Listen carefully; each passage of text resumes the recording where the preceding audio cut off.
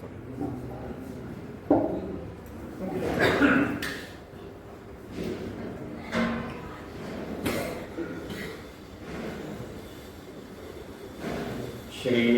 गुरुभ्यो नमः। हरि ओम। जन्माद्यस्य पश्चादेश्वराट् तेने ब्रह्मरुदायादिकवये मुह्यन्ति यं सूरयः तेजो वारिमृदां यथा विनिमयो यत्र अस्ति सर्वो मृषा धाम्ना स्वेन सदा निरस्तकुहकं सत्यं परं धीमहि। सच्चिदानन्दरूपाय विष्णुवत्पत्यादिहेतवे तापत्रय विनाशाय श्रीकृष्णाय वयं नमः। दक्षिणे लक्ष्मणो यस्य वामे तु जनकात्मजः पुरतो मारुतिर्यस्य तं वन्दे रघुनन्दनं। मनोजवं मारुततुल्यवेगं जितेन्द्रियं बुद्धिमतां वरिष्ठं वातात्मजं वानरयूथमुख्यं श्रीरामदूतं शरणं प्रपद्ये। न्यायसुधाधिकृत्ययमुनीं श्रीपादराट्सन्मनीं व्यासार्यान् विविधागमां दिविधरान् श्रीवादिराजान्नपि वन्दे हंसवरान् रघुत्तमगुरुन् वैदव्यवारानिधिं श्री सत्यव्रतराघवेन्द्रमुनिपां सद्बोधसध्यानपां सत्याभिज्ञकराब्जोत्थान् पञ्चाशद्वर्षपुण्यकान् सत्यप्रमोदतीर्थार्यान् नौमिन्यायसुधातान् शास्त्रेषु पारदर्शिष्वान् शास्त्रज्ञेषु वत्सलं दीनभक्तोद्धारकरं सत्यात्मानं गुरुं भजे। विद्यापीठविधातारं विद्यावारिचन्द्रं विद्यार्थिवत्सलं वन्दे महामहिम सद्गुरुम्। आपादमौलिपर्यन्तं गुरूणामाकृतिं स्मरेत् तेन विघ्नाः प्रणश्यन्ति सिद्ध्यन्ति च मनोरथाः। शिवां ध्यायन्ति ये कामान् गुरुदेव प्रसादजान्। इतरान् आत्मपापोत्थान तेषां विद्याधरिष्यति। श्री गुरुभ्यो नमः। हरि ओम।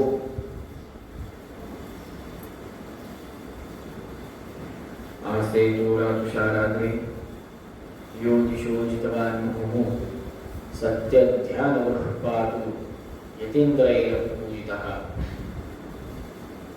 चैत्र शुद्ध प्रतिपदेपासून चालत आलेली ही नामकथा आजचे आराध्य मूर्ती असलेले श्रीमद जगद्गुरु मध्वाचार्य मूल महासंस्थानाचे अधिपती श्री सत्यज्ञान तीर्थ महास्वामी सत्यज्ञान तीर्थ महास्वामीजींचे गुरु क्षमा करा सत्यज्ञान तीर्थ महास्वामीजी ज्यांचे गुरु आहेत असे त्यांचे शिष्य श्री सत्यज्ञान तीर्थ महास्वामी महाराज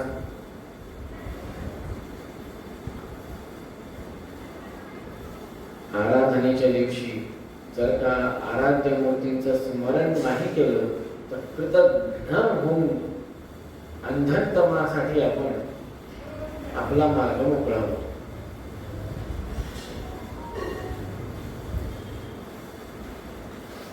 दोन शब्द सत्य ध्यान तीर्थ महास्वामींबद्दल चिंतन करून रामायणाच्या उर्वरित कथेकडे वळूया. सगळ्यांना तसा परिचय आहे.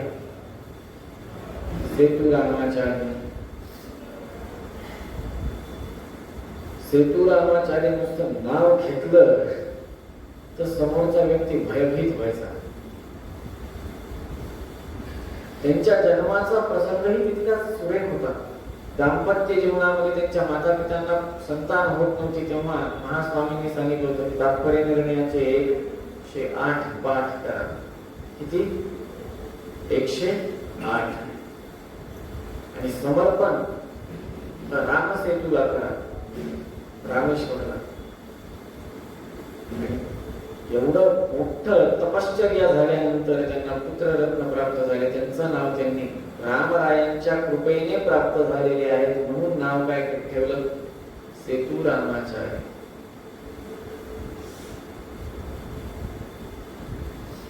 प्रचंड बुद्धिमत्ता. विद्वत्ता म्हणजे काय तर स्वतः सरस्वती त्यांच्या कंठात विराजमान असते. सगळ्यांना कथा माहिती आहे, सत्यज्ञानतीर्थ महास्वामीजींनी आश्रम दिला.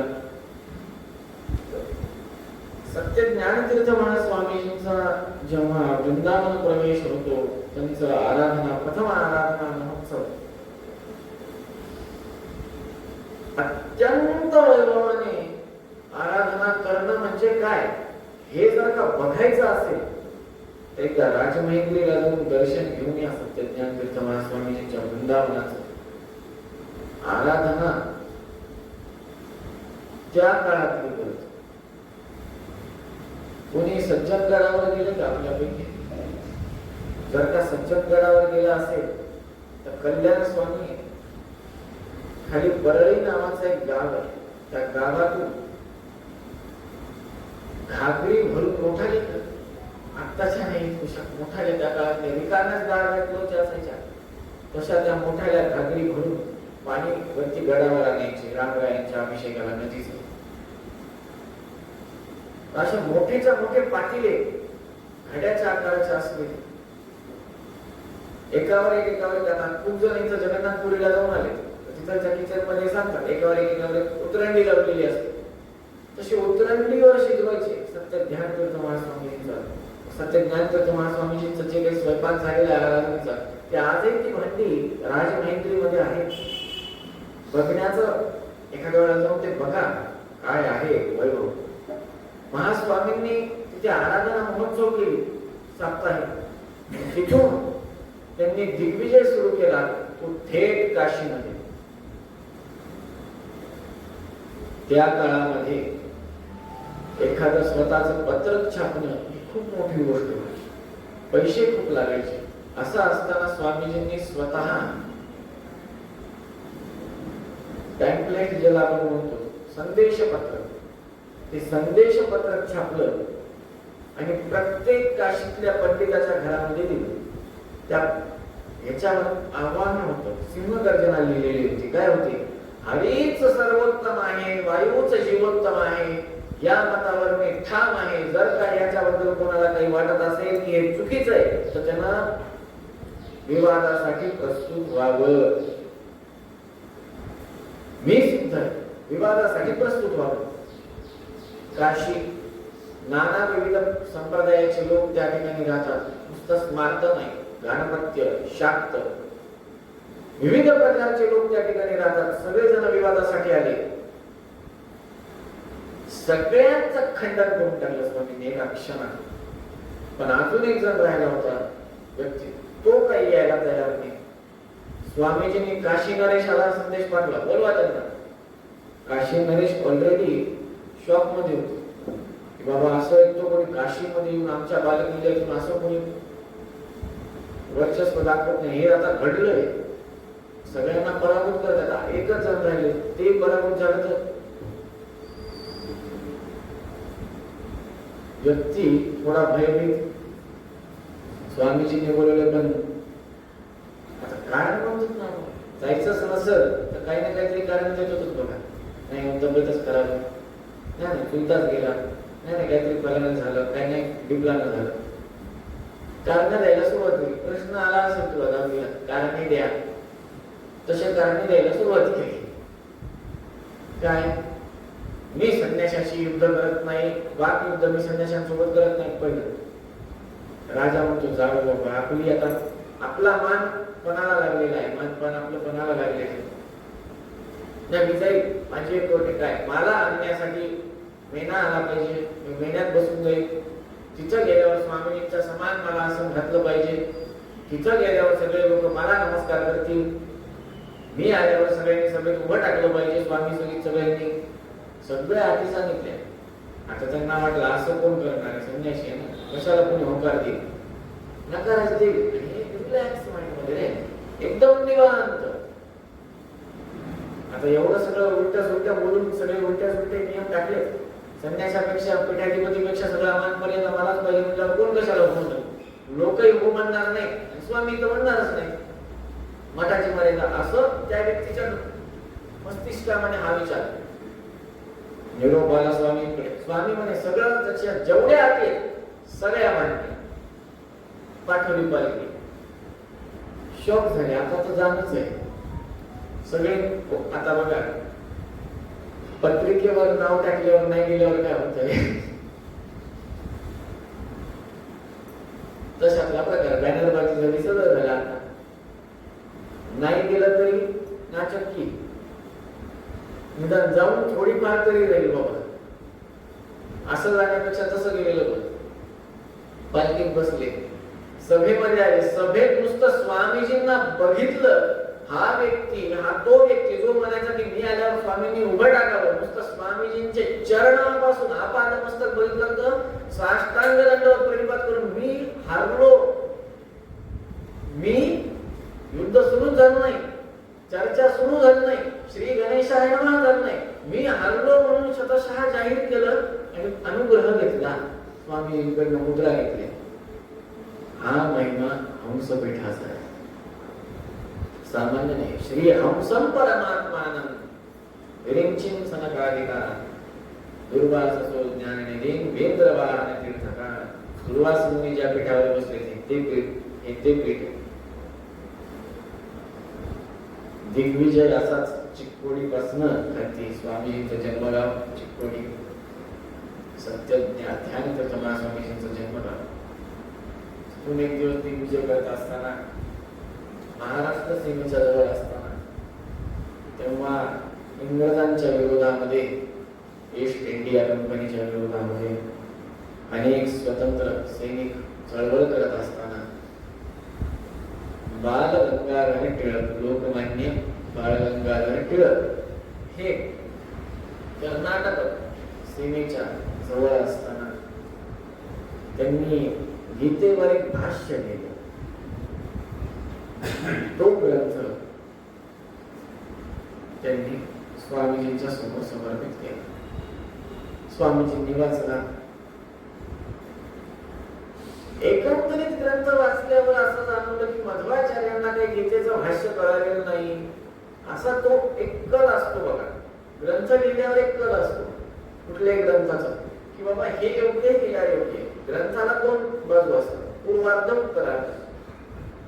त्याच्यातून असं त्यांना कळालं की बाबा ह्यांच्या मते, लेखकाच्या मते ह्यांना काहीच कळालं नाही गीतेचं, त्यांनी चुकीचं ज्ञान घेतलं. असं जेव्हा त्यांना कळालं, सत्य ध्यान तीर्थ महास्वामींना, तेव्हा त्यांनी दुसऱ्या दिवशी पडून घेतलं लोकमान्य बाळ गंगाधर टिळकांना. मला याच्यावर आक्षेप आहे, मला याचं खंडन मंडन करायचं, सांगा कुठं. ते म्हणजे सध्या मला वेळ नाही, मी स्वतंत्रतेच्या कार्यासाठी आलेलो आहे. ठीक आहे म्हणे, कधी वेळ आहे? ते म्हणजे तुम्ही पुण्याच्या, तुमच्या मागे चालू, तुमच्या मागे चालू.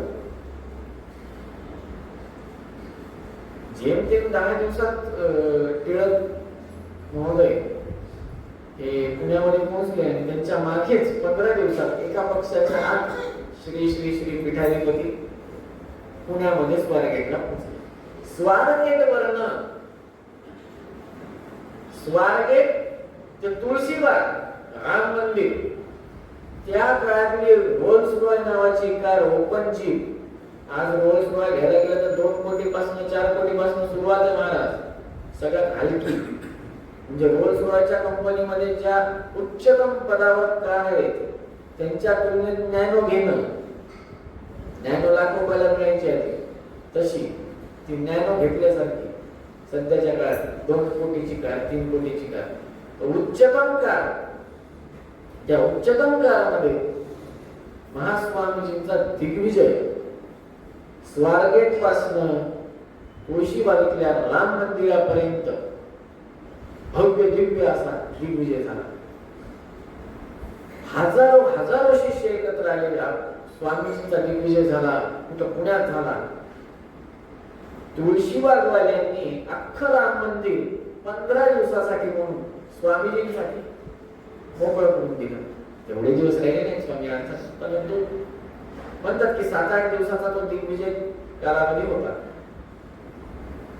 नित्य सकाळी राम मंदिरामध्ये रामरायाची पूजा, मूळ रामदेवांची पूजा ही श्री श्री श्री सत्य ध्यान तीर्थ महास्वामीजींनी केलेली आहे. तुळशीबागेतल्या रामरायांची पूजा कोणी केली आहे? तुळशीबागेतल्या रामरायांच्या पूजेत रामरायांच्या प्रतिमेची कहाणी खूप प्रसिद्ध आहे. पेशव्यांना त्या प्रतिमा आवडल्या होत्या आणि त्यांनी दुसरीकडनं तिथं आणून त्या प्रतिष्ठापित केल्या होत्या. पेशवे झाले नाही. अजूनही तसंच आहे. एखाद्या वेळा तुम्ही बघा, नुसतं आपण तुळशीबागेमध्ये मार्केटिंगला जातो, त्या मंदिरामध्ये मूल रामदेवांची पूजा झाली या भावनेने जा, आणि तिथेच त्या तुळशीबाग वाले जे आहेत त्यांच्या वाड्यामध्ये लादणी माळवदामध्ये वरच्या मजल्यावर सभागृह आहे. आता तो सभागृह तेवढा राहिला नाही, पण आयताकृती सभागृह अजूनही आपल्याला बघायला मिळतो. अशा त्या सभागृहामध्ये केळकर, आगरकर, टिळक, रानडे या सगळ्यांच्या उपस्थितीमध्ये आणि अनेक विद्वानांच्या उपस्थितीमध्ये टिळकांनी त्यांनी लिहिलेली एक ओळ म्हणायची, full stop to full stop, पूर्ण विराम ते पूर्ण विराम, आणि यांनी त्याचं खंडन करायचं. कुणी? महास्वामींनी. अशा पद्धतीनं लोकमान्य बाळ गंगाधर टिळकांनी लिहिलेलं गीतेवरचं जे भाष्य होतं त्याचं खंडन करायला सत्य ध्यानतीर्थ महास्वामींनी सुरू केलं, आणि प्रत्येक दिवसाच्या खंडनाचं सविस्तृत वर्णन केसरी आणि मराठा वृत्तपत्रामध्ये स्वतः लोकमान्य बाळ गंगाधर टिळक छापून आणायचे. धाडस पाहिजे स्वतःची चूक मान्य करायला. पुस्तक प्रकाशित झालंय, सामान्य व्यक्ती नाही, लेखक सामान्य आहे का? नीट लक्ष देऊ नये का? काय नुसतं एखाद्या लेटरचं नाव घेतलं, त्याच्या विरुद्ध थोडं बोललं तर जाळपोळ होते, घरावर दगड फेकतात, माणूस जिवंत राहील का नाही याची गॅरंटी नाही. असं असताना लोकमान्य बाळ गंगाधर टिळक सामान्य व्यक्तिमत्व नाहीये. अशा व्यक्तींनी लिहिलेल्या ग्रंथावर टीका, हे चुकीचं आहे म्हणण्याचं धाडस. आणि हे सगळं म्हणल्यानंतर त्या व्यक्तीने हे मोठ्या विनम्रतेनं, मोठ्या मनानं स्वीकार करणं, आणि नुसतं स्वीकार न करता हे जगजाहीर करणं की माझी चूक झाली आहे वृत्तपत्राद्वारे, सामान्य गोष्ट आहे का? ह्याच्यासाठी उदार मन लागतं, निरागसता लागते. साधा आपलं चुकलंय हे देखील आजकाल कोणी म्हणत नाही. हा चुकलंय हे म्हणायला देखील लाज वाटते. नाही चुकलं माझं, मीच बरोबर आहे. खोटं बोल पण रेटून बोल, खोटं बोल पण रेटून बोल, मीच बरोबर भले चुकलेला असो, ही भावना सध्याची आहे. लोकमान्यांनी जेव्हा सगळं लिहून ते आहेत, अजूनही जर का कधी केसरी वाड्यामध्ये गेला, आहे अजून केसरी वाडा टिळक रोडला जावा, अवश्य एकदा भेट द्या त्याला. तिथं कात्रण मागा, ते तुम्हाला त्याची कात्रण दाखवतील. गीता भाष्याचं खंडन मंडन केलं म्हणा, त्याचा आम्हाला दाखवा म्हणा. त्यांचे कात्रण आहेत त्या काळातली, लॅमिनेशन करून ठेवली त्यांची फाईल येते, बघा एकदा. सत्य ध्यानतीर्थ महास्वामींचा दिग्विजय, त्याच्यात ब्लॅक अँड व्हाईट फोटो आहे, तो बघा. त्यांचं शेड्यूल लिहितात पत्रकामध्ये, कशा त्या पेपर मध्ये. स्वामीजींचं शेड्यूल काय? सकाळी उठल्यानंतर रामदेवांची पूजा, पाठ इत्यादी होईल, त्याचं काही वर्णन नाही, सुद्धा पाठ अर्थात होतो. रामदेवांची पूजा, मुद्रा, उपदेश, त्याच्यानंतर स्वामीजी सरळ खंडना करता बसणार भाष्याला. त्याच्यानंतर संध्याकाळी शिष्यांच्या घरी जाणार. पुण्यात जे काही शिष्य आहेत त्यांच्या, रविवार पेठेमध्ये श्रीमठाचा एक वाडा आहे असं खूप जण म्हणतात अजूनही, पण खूप गल्लीबोळात आहे. त्या काळात कोणतरी दिला असावा. शेवटच्या दिवशी, मंगल ग्रंथ समाप्तीच्या दिवशी, लोकमान्य बाळ गंगाधर टिळकांनी अंगारा अक्षंती लावून स्वामीजींकडनं तीर्थ ग्रहण केलं. हे स्वतः टिळकांनी त्या वृत्तपत्रामध्ये, मराठा आणि केसरी दोन्ही न्यूजपेपर छापून आणले.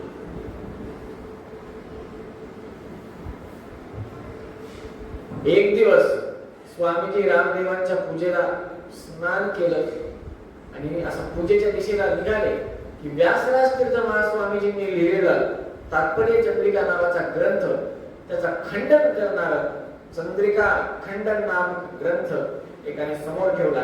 स्वामीजी जोरात म्हणले, मला सुतक आले. काय आले? सुतक. संन्यासाला सुतक असतं का? संन्यासाला सुतक असतं का? स्वतःचे पिंड स्वतः ठेवले. स्वामीजी जोरात म्हणले, मला सुतक लागलं, रामदेवाची पूजा बंद.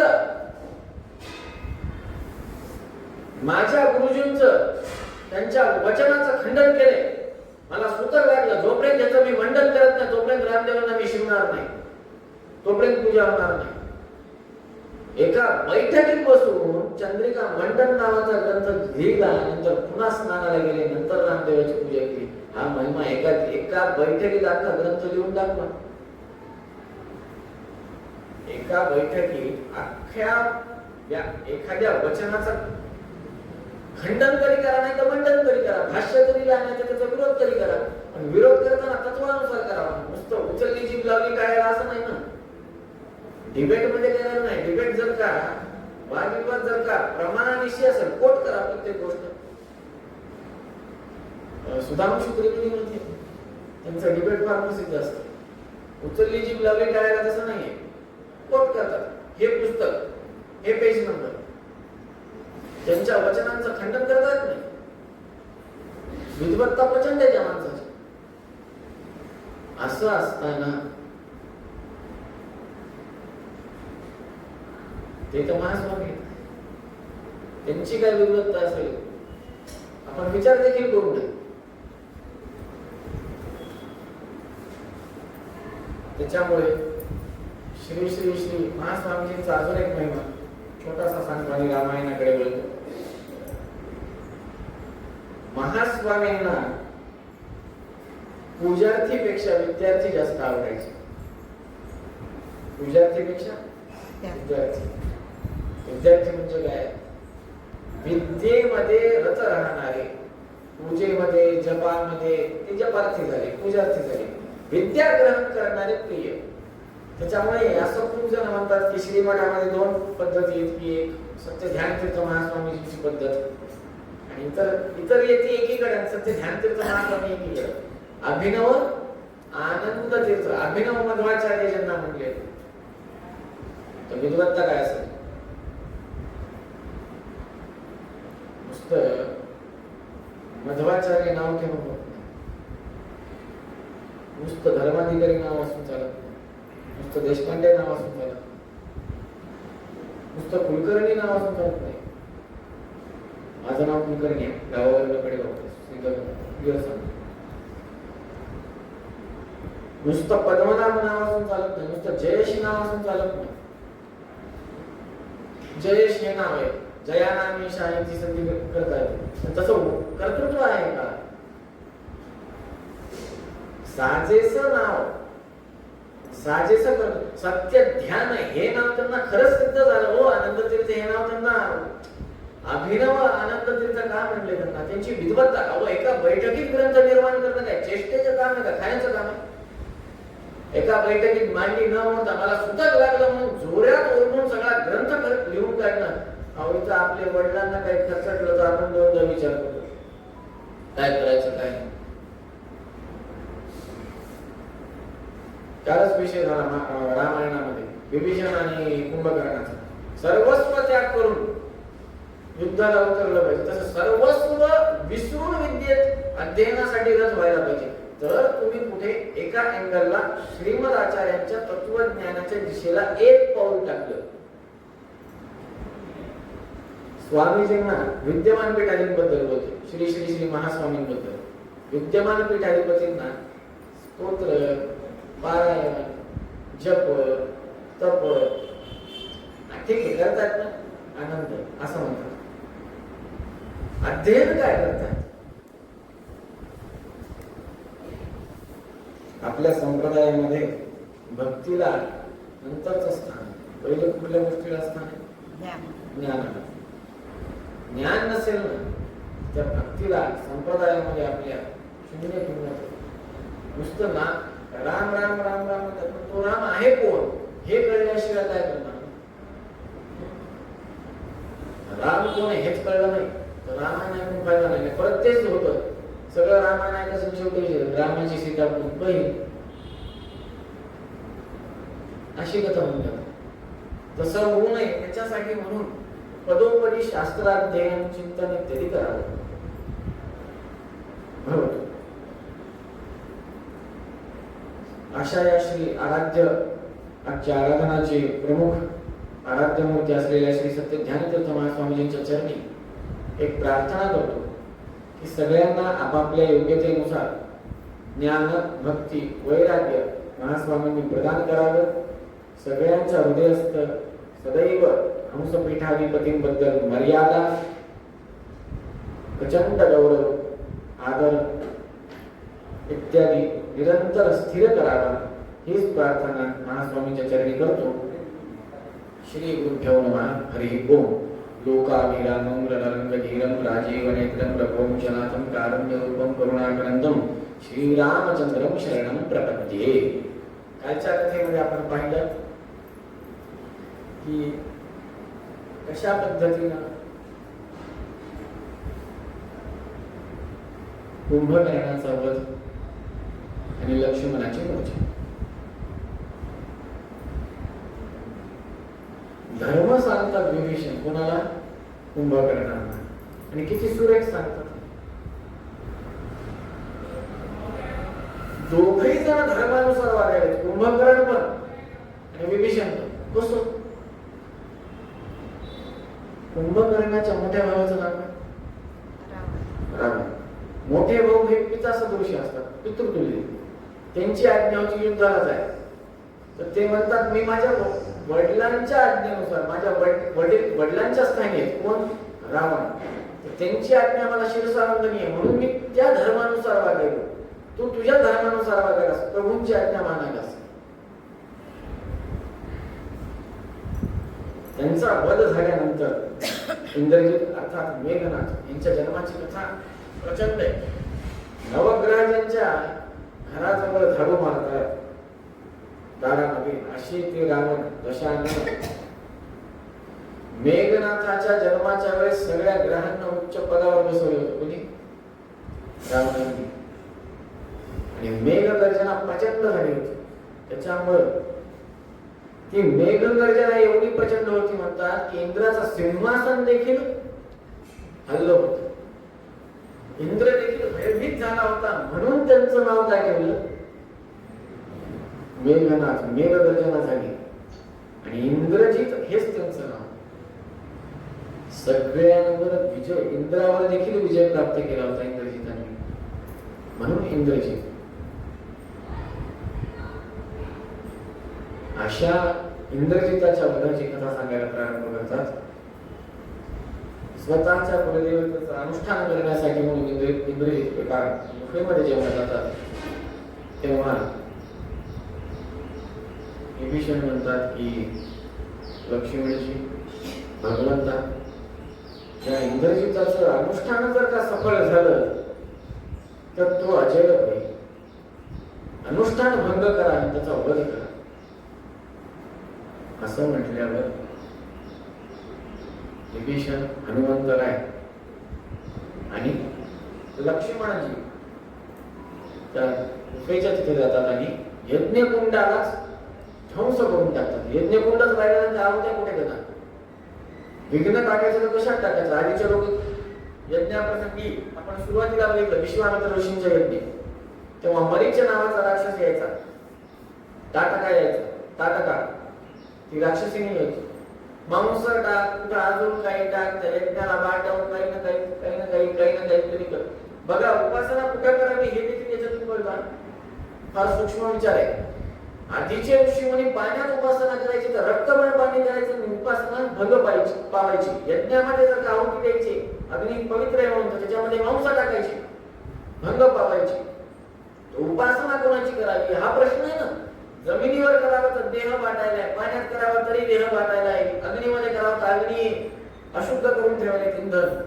मग करायची कशा? तर वायूला काहीच करता येत नाही. वायूला काय करणार? म्हणून वायू अंतर्गत देवतांची उपासना करायची, भगवंताची उपासना कोणांतर्गत करायची? म्हणून भारतीय रमण मुख्य प्राण अंतर्गत ही पद्धत. वायूला कसं पाठवणार? वायूमध्ये काहीच करता येत नाही, मदिरा टाकता येत नाही, मांस टाकता येत नाही, दूषित करताच येत नाही वायूला. आणि वायूला जर का बंद केलं तर सगळंच बंद.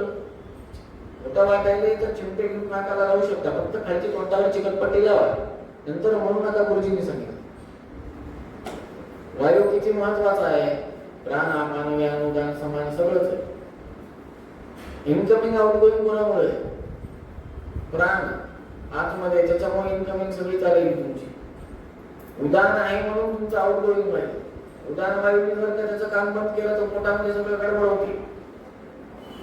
शौचादी कर्म, मलमूत्रादी कर्म हे सगळे वायुदेवांच्या कृपेने चालले. शरीर घाण सगळं, घाणीचा आगार सगळं बाहेर फेकून द्यायले, घाण सगळं बाहेर कोण टाकून द्यायले, देह शुद्ध करून द्यायले, वायुदेव द्यायले. असं असताना त्या वायुदेवाला घेऊन गेले, त्या यज्ञकुंडाचा ध्वंस केला. खवळले महाराज, इंद्रजित महाराज खवळले. खवळल्यानंतर सगळ्यात पहिले पुन्हा नागपाश सोडण्याचा प्रयत्न केला, विफल केला. आणि ब्रह्मास्त्र जेव्हा सोडलं तेव्हा ते ब्रह्मास्त्र लक्ष्मणाला प्रदक्षिणा घालून वापस इंद्रजिताजवळ येऊन बसलं.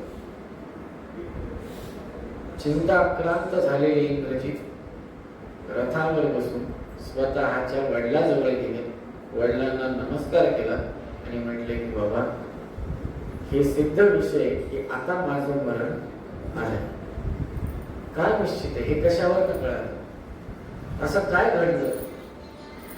तर सांगतात की ब्रह्मास्त्र,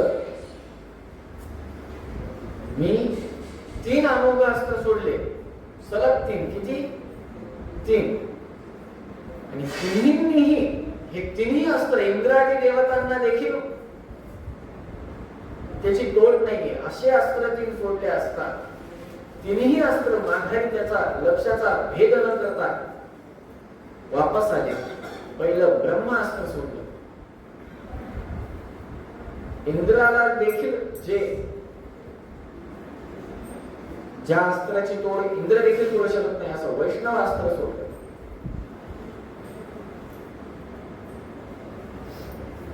आणि तिसरं पाशुपदादी अस्त्रांना देखील घातक आहे असं रुद्रदेवाने दिलेलं अस्त्र सोडलं असता तिन्ही अस्त्र त्या लक्ष्मणाला भेद न करता, त्याचा घात न करता त्याला प्रदक्षिणा मारून वापस माझ्या तुंगेमध्ये येऊन बसलं. सोडा, शेवटचं अस्त्र ब्रह्मास्त्र देखील त्याला प्रदक्षिणा मारून येऊन बसलं.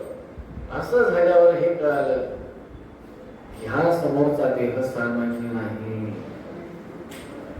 त्याचा वध माझ्या हातून नाही, उलट माझाच वध त्याच्या हातून आहे. तथापि मी जाणार युद्धाला, मी तुमचं नाव रोशन करणार, पळून नाही मरणार, लढून मरणार. 2 प्रकारचे माणसं असतात. लढाईच्या आधीच म्हणते, तारक मेहता का उलटा चष्मामध्ये असतं ना, पोपटला कॅन्सल कॅन्सल कॅन्सल, पदोपदी म्हणते का नाही? एक चांगलं काम घडायच्या आधीच म्हणते कॅन्सल. काम होई नाही शकता, प्रयत्न तर कर. आपल्याकडे म्हण आहे, वाळूचे कणाला गडिता तेलही गळे. जर का सावरकरांनी, टिळकांनी आजच विषय काढला ना, स्वतंत्र सैनिकांनी जर का म्हणलंच असतं नाही, शक्यच नाही. ईस्ट इंडिया कंपनी शक्यच नाही, एवढी मोठी सेना, तोफ खाना लगाड, तोफ खाना फौज फटा एवढा, तर स्वतंत्र मिळवत बसायचं, आपण आपलं सुखी राहायचं, घर घेत राहायचं. तर आज आपण इथं नसतो बसतो, इंग्रजाच्या घरामध्ये लॅटिन क्लीन करत बसतो. आपल्या पूर्वजांनी कुठं ना कुठेतरी त्याग दिला म्हणून इथं बसतो, ही कृतज्ञता. हेच या ठिकाणी काय इंग्रजीत म्हणतात, मी तुमचा शब्द खाली पडू देणार नाही, मी तुमच्या मर्यादेला ठेच लागू देणार नाही. तुमची इच्छा होती ना लढायचं, मी लढतो, तुमच्या सेवेखातर. अहो सगळंच एका बाजूनं रावण मोठ चुकला, मान्य, इंग्रजीतही चुकीचे वागले, मान्य, अधर्माच्या दिशेने लढले, पण त्यांनी पण धर्माचरणच कुठं कुठतरी केलंय, हे देखील आपण लक्षात ठेवायला पाहिजे. काय धर्माचरण? पितृ वडिलांची आज्ञा शिरसा धारण केली, पितृ आज्ञा शिरसा धारण केली. हा, मी चांगलो लढायला, हे चांगला गुण बघा ना. सगळी दुनिया वाईट आहे, मान्य आहे, परंतु त्याच्यामध्ये देखील काही वाईटात पण काहीतरी चांगलं लपलेलं असतं मग. आणि एकच बाजू बघून नाही चालत. असा असताना युद्धाला आले, सगळ्यांना माहिती आहे. मुळात मायावी स्वरूप तंत्रविद्या त्यांना साक्षात प्राप्त होती. कोणाला? इंद्रजिताला तंत्रविद्या प्रचंड प्राप्त होती. असं असताना मायावी रथामध्ये विराजमान होऊन घटक्यात दृश्य घटक्यात अदृश्य स्वरूपात होऊन बाण चालवायचे. तेव्हा हनुमंतराय मदतीला धावून आले. आकाशामध्ये तो चालत उडायचा असं वर्णन आहे वाल्मिकी रामायणात. हनुमंतराय स्वतःच्या खांद्यावर लक्ष्मणजींना बसवतात, उडाले, उड्डाण केलं आणि हवेमध्ये युद्ध चाललं. तेव्हा लक्ष्मणांच्या आणि इंद्रजितांच्या मध्ये मायावी युद्ध होतं. ते युद्ध बरेच घटिका चालतं आणि शेवटी ब्रह्मास्त्राच्या प्रयोगानं, अमोघ अशा बाणाच्या प्रयोगानं इंद्रजिताचा बरोबर.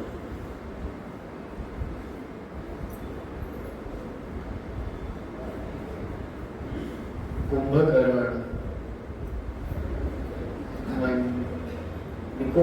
कुंभ किंवा इंद्रजित कोणी का असणार, ह्या कुंभकर्णानं तर स्वतः सांगितलं रावणांना, तुम्ही जगदंबेला घेऊन आलात काय, मग ती फिरली का काय म्हणून.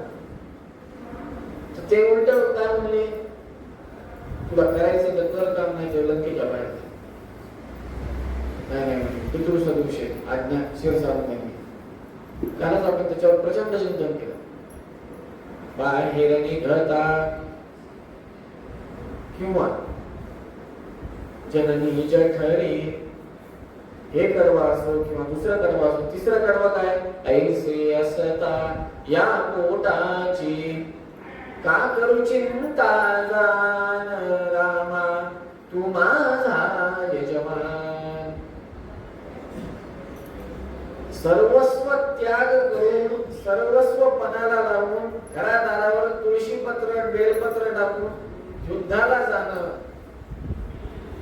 माघारी येण्याची खात्री नाहीये. सर्वस्व त्याग. अहो, आपली तेवढी देखील पात्रता नाही. काल म्हणलं तेच आज परत बोलतो. एखादी चूक घडल्यावर स्वामीजींनी आपल्याला मारावं ही देखील आपली पात्रता नाही.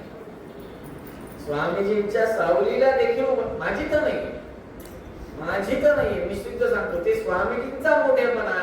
स्वामीजी आला बाबा आशीर्वाद, हे स्वामीजी आमच्यावर करतात आशीर्वाद. आमची तर पात्रता पण त्यांच्या चरणाला हात लावण्याची. माझी तर नाही, 7 पिढ्यातही 7 जन्मातही नाही माझी, हे मी सिद्ध सांगतो, शपथ घेऊन सांगतो देवाची, माझी पात्रता नाही. तर ब्रह्मपदावरचे ब्रह्मदेवी आसनावर बसले, त्या आसनावर बसलेले, आपली काय पात्रता हो त्यांच्या देहाला स्पर्श करण्याची. असं असताना भगवंत कृपा करतोय ना. स्वामीजींनी फक्त ठरवावं साहेब, मनात आणावं, रामदेवांची पूजा मीच करणार, करतातच मीच पाहणार आणि एकांतातच पूजा होणार. येडबल सेवक, उजवा डावा सेवक, संपला विषय. काय कोणी किती मोठ्या व्यक्ती असो, किती कोट्याची पती असो, त्यांना घरामध्ये रामदेवाची पूजा जरी ठेवली तरी पाहिजे. दरवाजा पण स्वामीजी काय करायचे ते स्वामीजींची इच्छा. आपल्यावर त्यांची अनुकंपा आहे, भक्तांचा उद्धार व्हावा माझ्या, या हिशोबानं, या चिंतनानं स्वामी रामदेवाचं दर्शन असं दाखवतात. त्यांनी ठरवलं असं नाही, असंच बघायचं,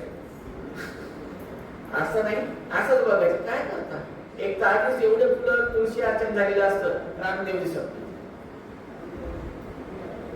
त्यात एवढे लांब बसलेला असतो की स्पष्टता होत. त्यामुळे गुरु आज्ञा शिरसा वंदनीयच पाहिजे. प्राण गेला तरी चालत, त्याचा झटका काय लागते, अजून प्रचंड झटका लागते. 7 पिढ्याचा कार्यक्रम. गुरु आज्ञा शिरसा, पिता माता तथा भ्राता सर्वे संसार बंधका. पिता माता भाऊ बहीण सासू सासरे चुलते आजूबाजूचे नातेवाईक, हितचिंतक. हितचिंतक की व्याख्या बहुत बढ़िया है. अपना हित देख के सामने वाले जिसको चिंता होती है उसको हितचिंतक कहा जाता है आजकल. अपना हित देख के जिसको चिंता हो उसी को हित चिंतक कहते हैं। ये असल में उसकी डेफिनेशन है। हो हे अशा पद्धतीचे जे लोक असतात म्हणजे पिता माता तथा भ्राता आणि हितचिंतक आदी या सगळ्यांना धरून हे सगळे जण संसाराच्या खड्ड्यामध्ये टाकणार। कोण उचलणार आहे? गुरु रे कसदा सेव्यो संसार उद्धार क्षमणा। गुरु एकमेव असा आहे जो अद्दर उचलून आपल्याला मोक्षाच्या दिशेने नेऊ शकतो। आणि जर का त्यांचं नाही ऐकायचं तर मग कोणाचं ऐकायचं आणि कोणासाठी जगायचं? गुरुनी सांगितलं करायचं करायचं, उडी मार ना। आग आहे पाणी आहे काय विचारायचं? उडी मार म्हणले मारायची, खाली पडू वाढवा पडू पोहता येऊ न येऊ काही संबंध नाहीये। या संदर्भात सज्जनगडाची कथा आठवते। समर्थांच्या अंगावरचं उपर्ण गुरुजावर समर्थ उभे होते, वारं जोरात आलं, उपर्ण उडालं। अरे कल्याणा म्हणलं की कल्याण स्वामींनी जोरात उडी मारली गुरुजावर। एखाद्या वेळेला गडावर जाऊन बघा खाली, ज्याला हाईटचा ते फोबिया काय म्हणतात, भीती वाटते ना हाईटची, तिथून बघितलं तर असं गरगर गरगर चक्कर येऊन पडायचं एखादा माणूस गुरुजावर। त्या हाईट वरनं नुसतं श्री गुरुभ्यो नमः म्हणून उडी मारली हो। अद्दर खाली आहे, फक्त गुरु प्रसादो बलवान न तस्मात् बलवंत। गुरूंच्या कृपा आशीर्वादानंच सगळं प्राप्त। गुरु नसेल तर काय नाही। ज्याच्या पत्रिकेत गुरु नेत नाही त्याचा कार्यक्रम बघा काय असतो, कुठंच नाही। चिंदी चिंदी झालेली असते कामाची आयुष्याची, धड इकडं नाही धड तिकडं नाही। गुरु फार महत्वाचा असतो, गुरु बलवान पाहिजे।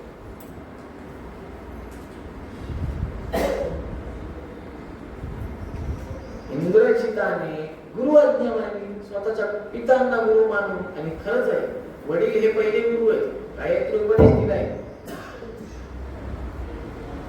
आम्ही वशिष्ठ गोत्राचे, आम्ही कश्यप गोत्राचे, आम्ही गौतम गोत्राचे, आम्ही जगदग्नी गोत्राचे। गोत्राचे म्हणजे काय?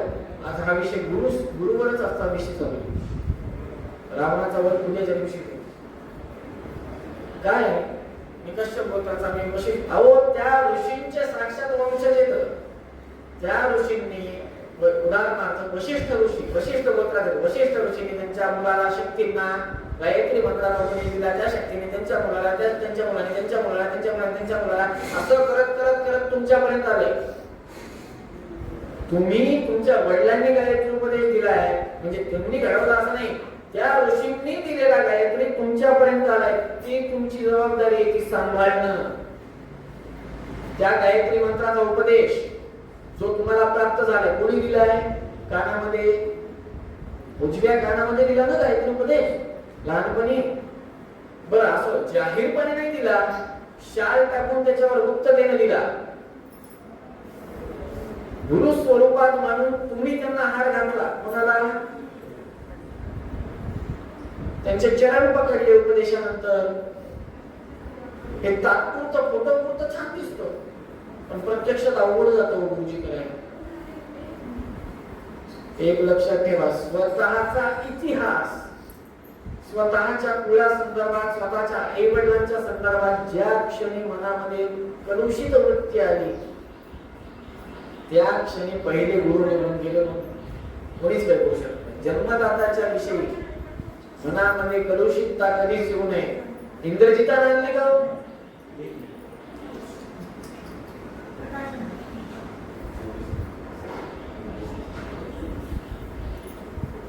इंद्रजितानं आपले वडील मला मारायला पाठवले म्हणून कधी मनामध्ये आणली का कलुषितता? नाही, उलट शेवटच्या क्षणी काय म्हणले, हा मी तुमचा शब्द खाली पडू देणार नाही, मला माहिती हे अधर्म आहे, तुम्ही अधर्म केलाय पिताश्री, परंतु तथापि मी तुमच्या वतीने लढायला जातोय, तुमची आज्ञा आहे। मनामध्ये कलुषितता आणली, सांगितलं हा तुम्ही चुकलात, सीता मातेला आत्ताही सोडून द्या म्हणले इंद्रजित, स्वतः म्हणले। पण युद्धाला गेले का? गेले नाहीत का? नाही गेले युद्धाला, मी त्याची आज्ञा मानली। त्याच पद्धतीनं का मानली माहितीये ना? कोणाच्या हाताने मारायला? सामान्य माणसाच्या, वानरांच्या हाताने, शेषाच्या हाताने, शेषरूपी देवताच्या हाताने, लक्ष्मणरायांच्या हाताने। असं असताना हे देखील आपल्याला कळलं पाहिजे कसं मरावं, कसं मरण यावं, धर्मानुसार राहावं, धर्मासाठी झुंजावे, झुंजोनी अवघ्यासी मारावे, मारिता मारिता घ्यावे राज्य आपले. धर्मासाठीच झुंजावं, धर्मासाठीच मरावं. प्राण मुद्रा घेतो, काल सांगितलं, पुन्हा एकदा सांगतो सगळ्यांसाठी. आपण मुद्रा घेतो, मुद्रा घेतल्यानंतर लगेच चहा पाणी लागतं आपल्याला. मुद्रा घेतल्यानंतर धर्मासाठीच जगावं लागतं. त्यामुळे तुकाराम महाराज त्यांच्या अभंगात म्हणतात, मुद्रा हृदयी ठसावी. मराठी साहित्य एकदा चाळा, नुसतं पान मोजू नका, ते वाचण्याची गोष्ट. मुद्रा हृदयी ठसावी म्हणजे काय? मुद्रा ही आपल्या हृदयावर ठसल्यानंतर त्या नियमानुसार तुमच्यावर खूप मोठी जबाबदारी येते. धर्मासाठीच तुम्हाला राहावं लागतं, कटिबद्ध, धर्मानुसार वागावं लागतं. आणि प्राण गेला तरी धर्मासाठीच गेला पाहिजे. स्नानाला गेले कोमोडवर, बाथरूम मध्ये पाय घसरून पडले, कोमोडला डोकं लागून गेले, हे काय मरण आहे का? चांगलं बघा, राम राम सहज आपण म्हणतो, पण मरताना तोंडातून राम निघणं फार अवघड. शेवटच्या क्षणी तुम्ही आता सगळेजण अनेक पावसाळ्यात बघितलेले माणसं, अनेक जणांना तुम्ही रुद्रभूमीत पोहोचून आला, अनेक जणांसोबत गेला, म्हणण्याचा तात्पर्य वाटी लावलं. असं असताना किती जणांच्या, तुम्ही स्वतःच अनालिसिस करा, विचार करा. 2 मिनिटासाठी मी शांत होतो वाटल्यास. किती जणांच्या मुखामध्ये शेवटच्या क्षणी राम नाम आलं, किंवा एकंदरीत गुरुचं नाव आलं, किंवा माता पित्यांचा विचार करा.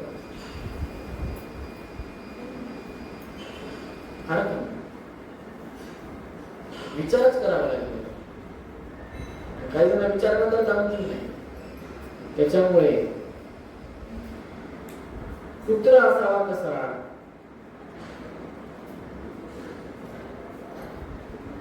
पुत्र असावा गुंडा ज्याचा तिन्ही लोकी झेंडा. गुंडा असावा, गुंडा असावा म्हणजे कसा? दौतिंद्रांसारखा, त्याच्या कार्यामध्ये चांगला पाहिजे, नाही तर ओसामा बिन लादेन. अशी माणसं काय कामाची? पुत्र हा सदैव कटिबद्ध असावा, श्रवण बाळासारखा असावा. आज्ञा पाळण्यामध्ये इंद्रजितासारखा असावा. पित्याची आज्ञा, मला माहिती आहे समोर काय, पण पित्याने सांगितले करणार, मरणार, प्राण न्योछावर करणार मी. कोणाच्या हाताने चाललो ते तरी माहितीये ना, पित्याला कुठं पाठवलं ते माहितीये. अधर्म घडतोय कळाले, पण पितृ आज्ञा आहे, वडिलांची आज्ञा आहे. रामरायांसारखा, भरतांसारखा, 4 दशरथांचे 4 रत्न, त्यांच्यासारखे पुत्र पाहिजे. म्हणून श्रीरामासह आचारा, वाणीने श्री कृष्ण कथा, देवी चिंतन सततमनी, मजदेहे जन्मो जन्मी. कावेरीचे स्नान घडो, दर्शन सिंधूचे होवो, वसती गोदेच्या काठी, मजदेहे जन्मो जन्मी. हीच प्रार्थना वारंवार वारंवार वारंवार श्री श्री श्री विद्यमान पीठाधिपती अस्मद गुरु अंतर्गत भारतीय रमण मुख्य प्राणांतर्गत सीतापती श्रीमन मूळ रामचंद्र भगवंताच्या चरणी करायला पाहिजे. बॉन्ड पेपरवर 2 मिनिटं लिहून देऊ शकता का? पुढचा जन्म मनुष्याचा आहे म्हणून लिहून द्या ना. गंभीरतेने विचार करा बरं. स्मशान भूमीमध्ये गेल्यावर, त्या रुद्रभूमीवर गेल्यावर आपल्या ओळखीचा माणूस तिथं जळत असतो. मनामध्ये एका क्षणासाठी का होईना ही भावना येते की त्याच्या बाजूला कुठल्याही क्षणी आपली देखील आहे चिता. तिथं गेल्यावर ही भावना येते, आणि इतर वेळेस आपण निवांत कसं काय राहतो हा मोठा प्रश्न पडतो मला. इतर वेळेस आपण निवांत कसं काय राहतो? स्वतःच्या वेळेची किंमत आपल्याला मुळीच नाही. भगवंतासाठी टाइम काढताना विचार करतो, 5 मिनिटात पूजा व्हायला पाहिजे, 10 मिनिटात पूजा व्हायला पाहिजे. जप करताना टाइम बघतो, नामस्मरण करताना टाइम बघतो. असं असताना नाही चालत. पण ही भावना तिथे निघून जाते स्मशानभूमीत गेली. अरे यार कभी भी उसके बगल में आपण आहे, त्याच्या बाजूला कुठल्या क्षणी आपली चिता असू शकते. ओ चाल काय लागतं मला चालता चालता. सगळ्यात मोठं उदाहरण महाराज, अख्खा महाराष्ट्र हादरला. उपमुख्यमंत्री अचानक सोडून गेले.